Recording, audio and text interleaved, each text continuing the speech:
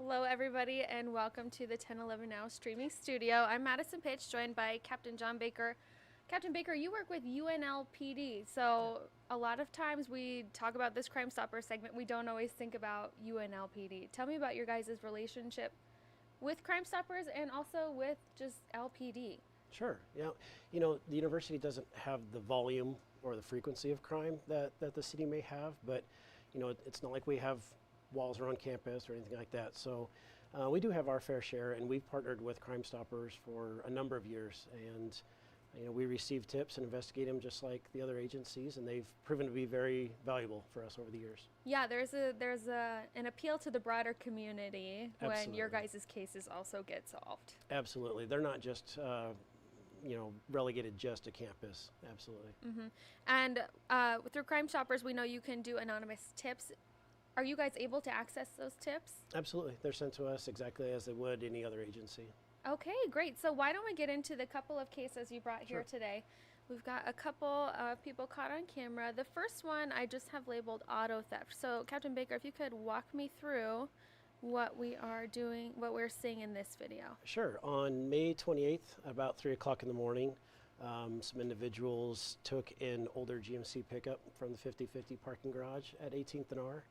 And through some investigation, we were able to find the vehicle the very next day, and we did make an arrest of one of the individuals that was involved.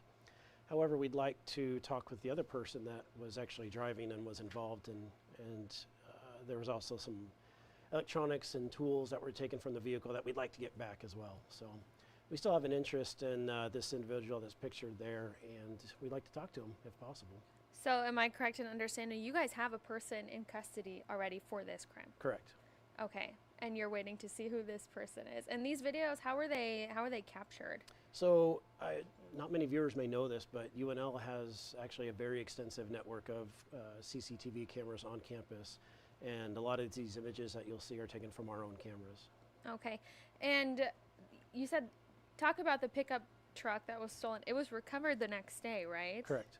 Tell me about that. How did you guys find it? Where'd you find it? So the victim actually called us, and through associations or friends of friends or some kind of connection with somebody, they found some places to look, and it was actually at a motel along 27th Street, if I remember correct. And so they actually found it and called us, and then we were able to take the investigation from there and make an arrest shortly thereafter. Does that make you think the victim knows the suspects? In a roundabout way, I don't think they know each other personally, but they at least knew where the vehicle was parked and how they could access it. And was the pickup truck left unlocked? Did they break in?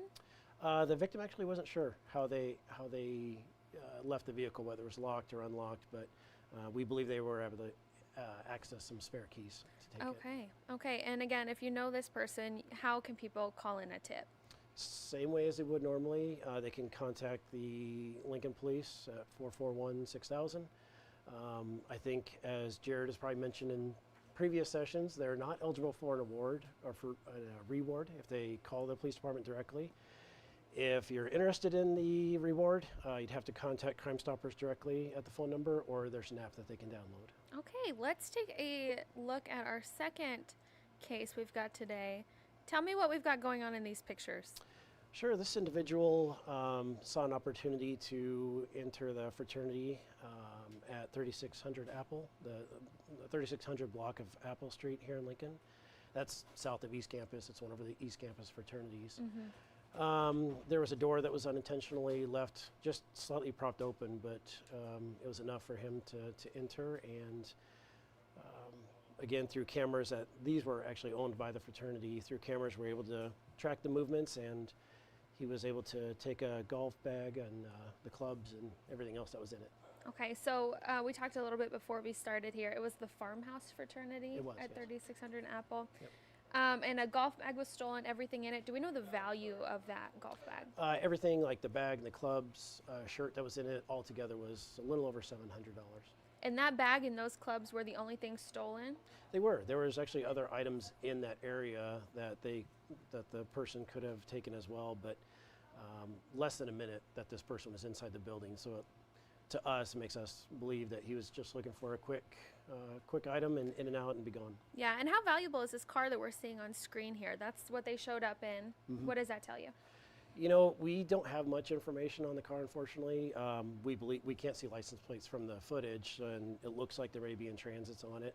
So that makes it pretty difficult for us to narrow down who may be driving it. But surely somebody out there knows someone that's driving a red PT Cruiser with in transits, and we'd like to know. Does that make you think they were traveling, or do you think, I mean, going into the basement door of somewhere makes me think it's a little bit more specific than a random act? It's possible. The parking lot, I'm sorry, this door is accessible from the parking lot. It's Okay. like it's directly accessible from the parking lot and visible from the parking lot.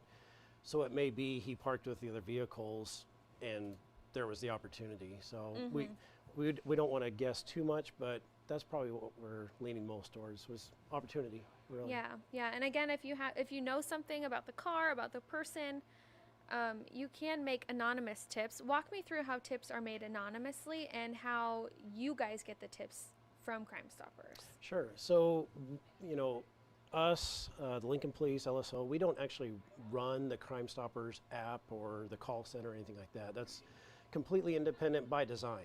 So when that information is collected, it's ensured that it's kept anonymous, that identifying information isn't included, and so that way the person can remain anonymous, and if they so choose.